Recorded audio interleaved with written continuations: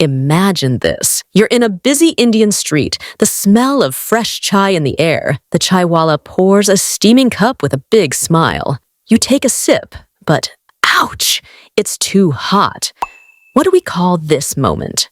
That's called burning your tongue or sipping too soon.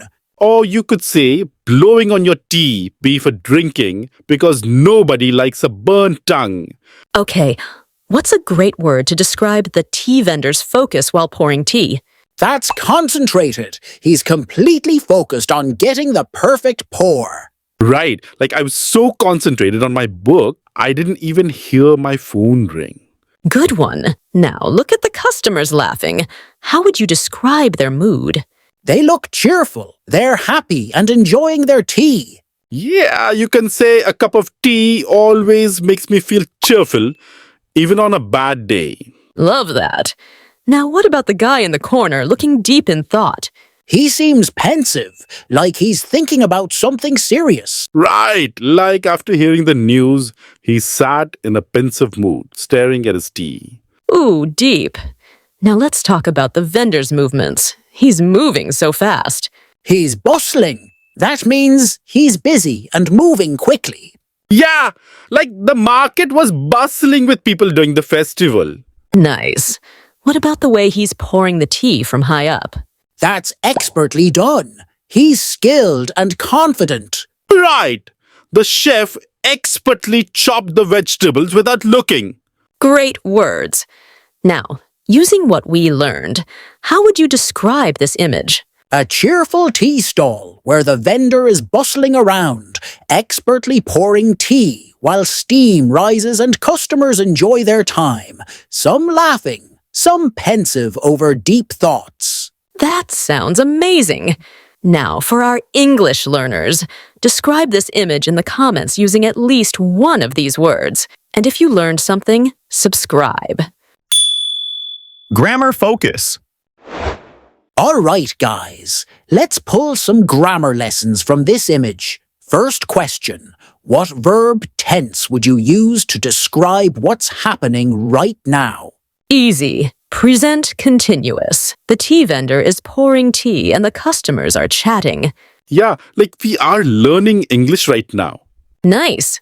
What about prepositions? Can you spot any? The tea shop is on the roadside. And the steam is rising from the cup. Prepositions are everywhere. Love it. Now let's do adjectives. How would you describe this tea shop? It's small, but cozy. I'd say it's lively and warm. Like, this place feels so warm and welcoming. Good, but how can we compare it to a fancy cafe?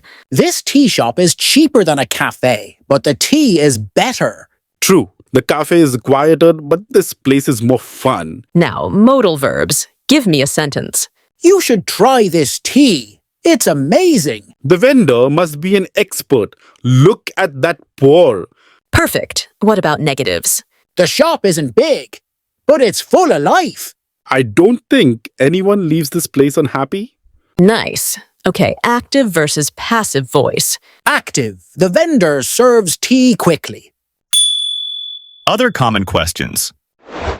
All right, the vendor is pouring tea. What do you think? Is he enjoying his work? Of course. Look at his focus. He must love what he does. When you enjoy your job, work doesn't feel like work. Nah, I disagree. Maybe he's just tired and thinking, how many more cups do I have to pour today? Haha, maybe he's just pretending to enjoy it because his boss is watching. If I were him, I would drink all the tea and close the shop. And lose your job? Smart move. Okay, but what if someone spilled their tea? What do you think the vendor would do? He'd probably sigh, clean it up and pour another. He has to keep customers happy. Haha, that's evil. But imagine if tea suddenly became super expensive. What would happen? Oh, then this tea stall would be fancier than a 5-star hotel. Right? People would fight to get the last cup. I'll trade my car for some tea. All right, English learners, describe your dream tea in the comments. Make it fun.